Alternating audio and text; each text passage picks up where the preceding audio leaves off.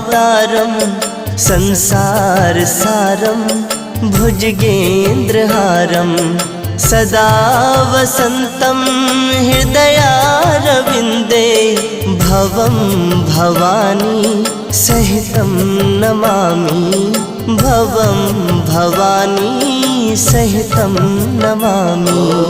कर्पूरगौरं